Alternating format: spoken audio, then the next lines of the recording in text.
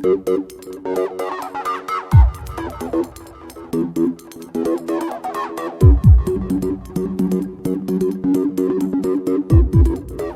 រងមេរៀនសិក្សាភាសាអង់គ្លេសសម្រាប់ទំនាក់ទំនងការងារ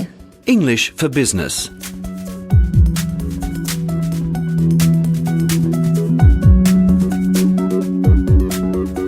លោកអ្នកនាងកញ្ញាទាំងអស់ជាទីមេត្រីខ្ញុំប៊ុនលូវីសេដាសូមជម្រាបសួរលោកស្រីនិងសួស្តីកល្យាណមិត្តអ្នកស្ដាប់ទាំងអស់ជាថ្មីម្ដងទៀតក្នុងកម្រងកម្មវិធីសិក្សាភាសាអង់គ្លេសសម្រាប់ទំនាក់ទំនងការងារដែលរៀបចំតាក់តែងឡើងដោយសេវាអប់រំពហុវប្បធម៌សម្រាប់មនុស្សពេញវ័យនៅទីក្រុងមែលប៊នប្រទេសអូស្ត្រាលីចា៎កម្មវិធីទាំង26មេរៀននេះនឹងនាំលោកអ្នកចូលទៅក្នុងមជ្ឈដ្ឋានការងារដ៏សមប្រកបមួយនៅលោកខាងលិចដើម្បីជួយបំពេញសមត្ថភាពរបស់លោកអ្នកក្នុងការសន្ទនានិងធ្វើការប្រស្រ័យទាក់ទងជាមួយនឹងអ្នកដែលនិយាយភាសាអង់គ្លេសចា៎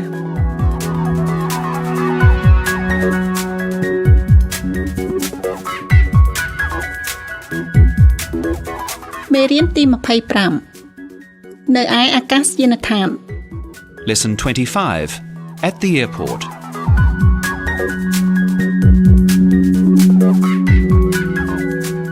នៅក្នុងមេរៀនទី25នេះលោកអ្នកនឹងហាត់រៀនពាក្យពេចន៍និងឃ្លាប្រយោគមួយចំនួនទាក់ទងនឹងការចុះឈ្មោះដើម្បីឡើងយន្តហោះហើយលោកអ្នកក៏នឹងហាត់រៀនផងដែរពីរបៀបសួរសំណួរទាក់ទងនឹងការលុបចោលក៏ដូចជាការពន្យាពេលនៃការហោះហើរចា៎តើលោកអ្នកនាងកញ្ញាត្រៀមលក្ខណៈរួចហើយឬនៅចា៎អញ្ចឹងយើងនាំគ្នាចាប់ផ្ដើមចា៎Harvey និង Victoria ជួនដំណើរអ្នកស្រី Lynn និងលោក Lock ទៅកាន់អាកាសយានដ្ឋាន Sydney. Passengers are reminded not to leave baggage unattended. សូមលោកស្រីនិងអ្នកកញ្ញាទាំងអស់មេត្តាកុំដើរចោលវ៉ាលីរបស់ខ្លួន Oh, the queue is very long. អូមានអ្នកដំណើរច្រើនណាស់ឈរតម្រង់ជួររងចាំចុះឈ្មោះYou can check in at business class over there. លោកអ្នកស្រីអាចអញ្ជើញទៅចុះឈ្មោះក្នុងបញ្ជីតាមជើងយន្តហោះថ្នាក់ជំនួយនៅទីនោះក៏បាន Oh, of course. Thank you. អូមែនហើយសូមអរគុណ Hello. How are you? Could I see your tickets and passports, please? Thank you. ជំរាបសួរលោកអ្នកទាំងពីរសុខសប្បាយជាទេចាតើខ្ញុំអាចសូមមើលសម្បត្តិយន្តហោះនិងលិខិតឆ្លងដែនរបស់លោកនិងអ្នកស្រីបានទេចាសូមអរគុណ How many pieces? តើលោកមានវ៉ាលីសប៉ុន្មានដែរ 4. មាន Place them on the scales, please. អញ្ចឹងសូមលោកជួយលើកវ៉ាលីសដាក់លើជញ្ជីងនេះមក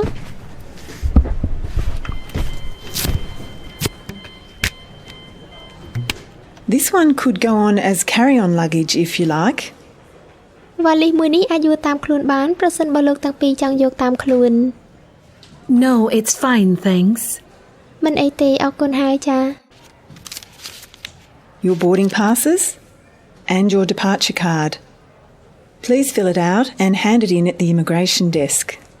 នេះគឺបានឡើងយន្តហោះនិងបានសម្រាប់បំពេញព័ត៌មានចេញដំណើររបស់លោកអ្នកសូមលោកទាំងពីរបំពេញហើយប្រគល់ឲ្យទៅខាងផ្នែកអន្តោប្រវេសន៍ Your flight will be boarding at gate 15 from 12:10. Please pass through security no later than 11:30. ជើងហោះហើររបស់លោកនិងអ្នកស្រីនឹងប្រកាសហៅឲ្យអ្នកដំណើរឡើងយន្តហោះនៅម៉ោង 12:10 នាទីតាមច្រកទី 15 សូមលោកនិងអ្នកស្រីអញ្ជើញចូលដើម្បីការត្រួតពិនិត្យសន្តិសុខកុំឲ្យហួសពីម៉ោង 11:30 នាទី And make sure there are no sharp objects in your hand luggage. ហើយសូមកុំដាក់វត្ថុមុតឬវត្ថុមុខស្រួយក្នុងវ៉ាលីសយួរដៃរបស់លោកនិងអ្នកស្រី Enjoy your trip. សូមអញ្ជើញធ្វើដំណើរប្រកបដោយក្តីរីករាយចា Thank you. ចាអរគុណ Next in line, please. សូមអញ្ជើញអ្នកបន្ទាប់ទៀតចា ចាស់ជាដំបូងនេះលោកអ្នកនឹងអនុវត្តពាក្យនិងប្រយោគសំខាន់សម្រាប់ប្រើនៅឯអាកាសយានដ្ឋានចាស់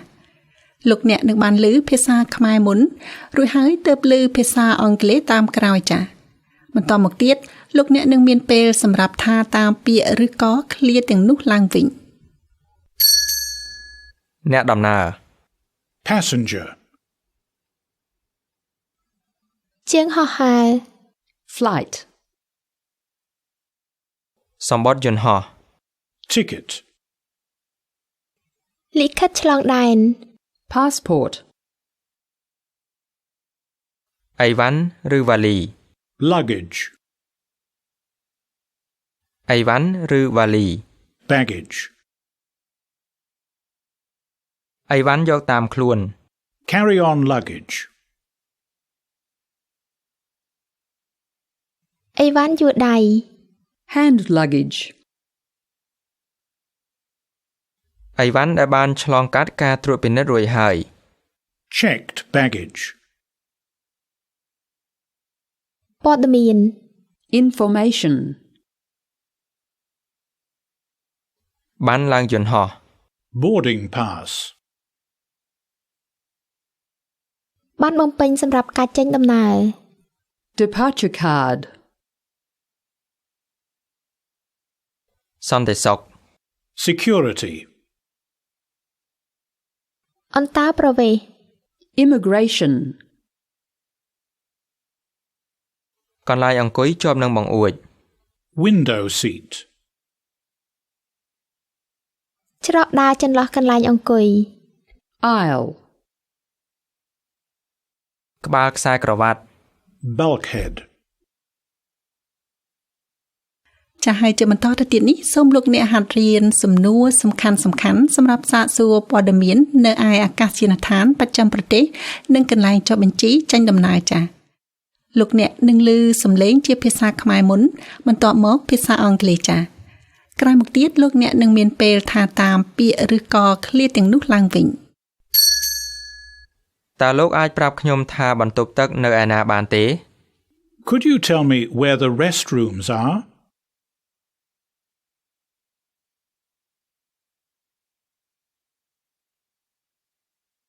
តើលោកអាចណែនាំខ្ញុំបានទេថាផ្លូវណាមួយទៅកាន់ច្រកហោះហើរអន្តរជាតិនោះ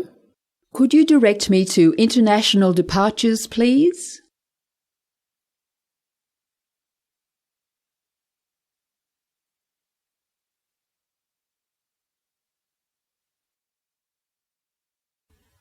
តើខ្ញុំអាចសុំកន្លែងអង្គុយក្បែរបង្អួចបានទេ Could I have a window seat, please?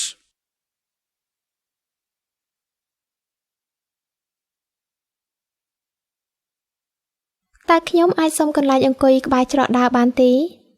Could I have a seat on the aisle, please?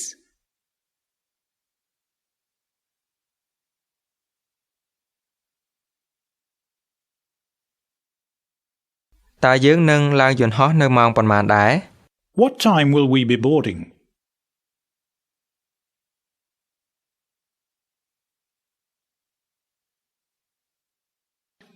តើយន្តហោះនេះលក់សម្បត្តិអស់ហើយឬ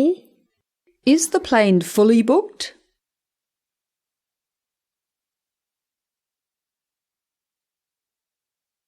ចាស់ហើយនេះជាសំណួរដែលលោកអ្នកគប្បីធ្វើការហាត់សាកល្បងចាស់ តើខ្ញុំអាចសុំយកកន្លែងអង្គុយក្នុងជួរដែលគ្មានអ្នកដំណើរអង្គុយបានទេ Would it be possible to have a seat in an empty row?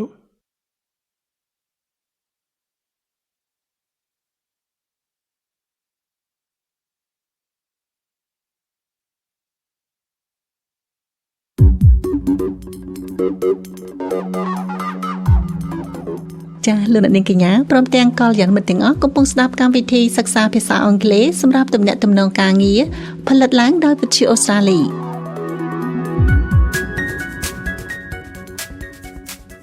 មេរៀនទី25នៅឯអាកាសយានដ្ឋាន Lesson 25 At the airport.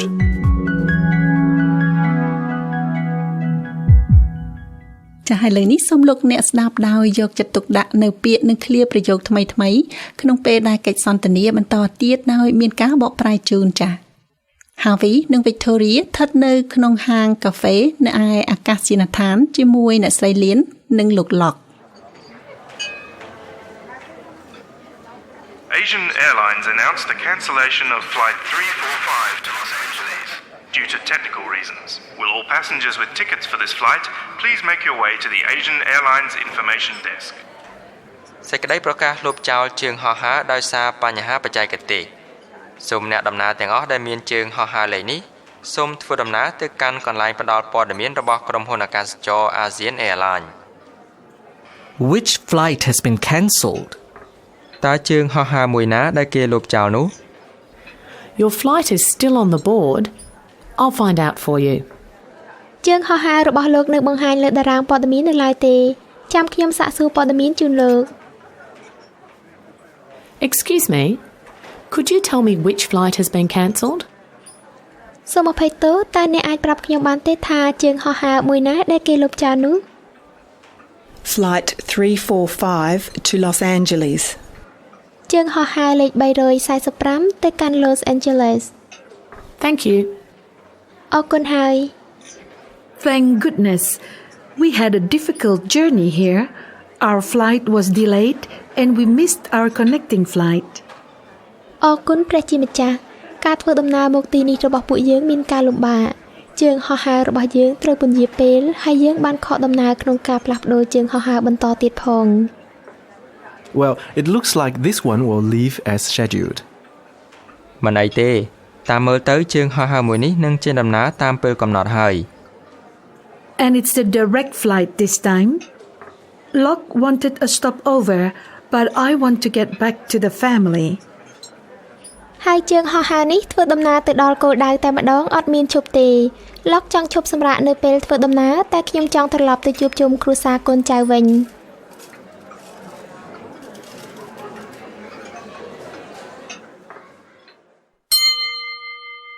លោកអ្នកនាងកញ្ញាឥឡូវនេះយើងនឹងហាត់រៀននៅពាក្យនិងប្រយោគមួយចំនួនដែលទាក់ទងនឹងការហោះហើរព្រមទាំងបញ្ហាមួយចំនួនទៀតដំបូងលោកអ្នកនឹងបានឮជាភាសាខ្មែរបន្ទាប់មកជាភាសាអង់គ្លេសចា៎លោកអ្នកនឹងមានពេលថាតាមពាក្យនិងឃ្លាប្រយោគជាភាសាអង់គ្លេសទាំងនោះ តារាងពេលវេលា Schedule. ការផ្លាស់ប្ដូរជើងហោះហើរបន្ត Connecting flight. ជើងហោះហើរទៅដល់គោលដៅតែម្ដងដោយអត់មានឈប់ Direct flight. ការឈប់សម្រាកនៅពេលធ្វើដំណើរ Stopover. ការពន្យាពេល Delay. ការលុបចោល Cancellation. អ្នកបកប្រែភាសា Interpreter. ស្ថានភាពអាកាសធាតុ Weather conditions.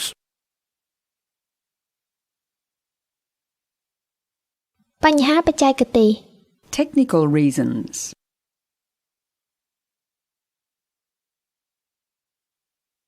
សក្ខីប័ត្រលើកទឹកចិត្ត Complimentary voucher.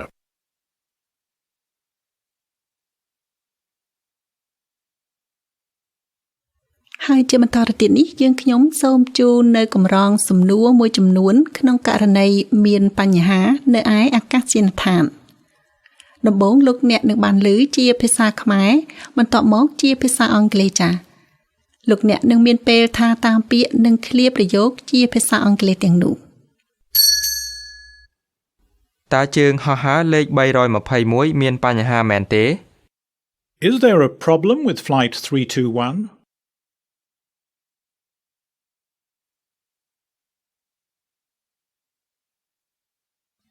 សូមអភ័យទោសតើជើងហោះហើរមួយណាដែលគេលុបចោលនោះ Excuse me, which flight has been cancelled?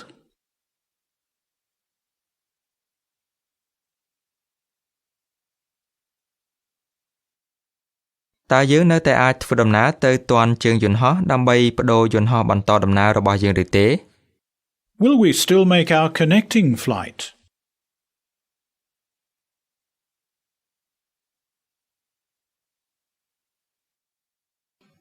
តើលោកអាចប្រាប់ខ្ញុំបានទេហេតុអ្វីបានជាមានការលុបចោលជើងហោះហើររបស់យើង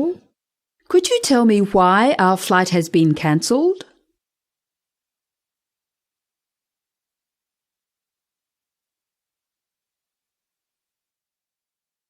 តើពេលណាទើបមានជើងហោះហើរបន្ទាប់ទៀត When is the next available flight?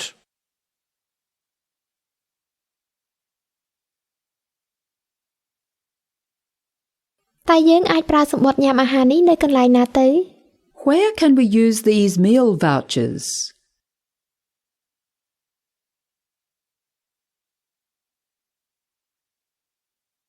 តើខ្ញុំអាចសុំសម្បត្តិសម្រាប់ការស្នាក់នៅសន្តាគារដោយឥតគិតថ្លៃបានទេ Could I have a hotel voucher, please?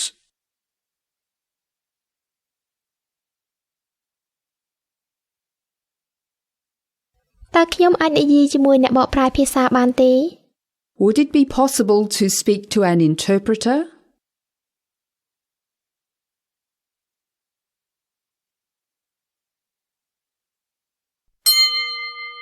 ចា៎ហើយឥឡូវនេះខ្ញុំសូមជូនព័ត៌មានតូចមួយអំពីអាកាសយានដ្ឋាននៅអូស្ត្រាលីចា៎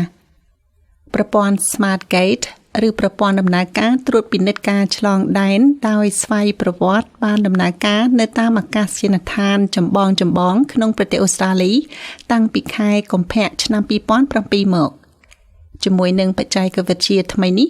អ្នកដំណើរទាំងអស់ដែលកាន់លិខិតឆ្លងដែនអេឡិចត្រូនិកឬក៏ e-passports អាចធ្វើការត្រួតពិនិត្យនិងផ្ទៀងផ្ទាត់លិខិតឆ្លងដែនជាមួយនឹងមុខមាត់របស់ខ្លួនដោយខ្លួនឯងផ្ទាល់ចា៎ហើយបានយ៉ាងឆាប់រហ័សទៀតផងចា៎ហើយមុននឹងបញ្ចប់សូមលោកអ្នកហាត់រៀនដោយថាតាមពាក្យនិងឃ្លាប្រយោគងាយៗដើម្បីជួយលោកអ្នកឲ្យចងចាំផ្នែកខ្លះនៃមេរៀននេះរហូតដល់ពេលជួបគ្នាលើកក្រោយទៀតចា៎ Could I have a seat on the aisle? On the aisle. Could I have a seat on the aisle, please? Could I have a seat on the aisle? On the aisle. Could I have a seat on the aisle, please?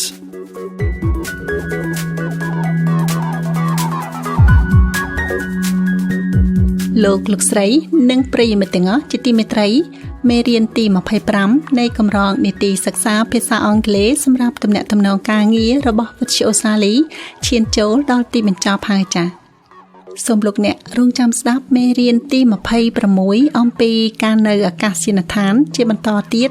ដែលជាមេរៀនបញ្ចប់នៅក្នុងកម្មវិធីលើកក្រោយចា៎លោកអ្នកក៏អាចសិក្សាមេរៀននេះនៅតាម website របស់វិទ្យាអូស្ត្រាលីបានដែរដែលមានអាសយដ្ឋាន radioaustralia.net.au/khmer ឬក៏បើកមើល website សេវាអប់រំពហុវប្បធម៌សម្រាប់មនុស្សពេញវ័យ ames.net.au ខ្ញុំប៊ុនលូវីសេដាសូមលាមួយរយៈសិនហើយព្រមគ្នានេះក៏រងចាំទទួលមតិសំណូមពរនិងការរិះគន់របស់លោកអ្នកផងដែរចា៎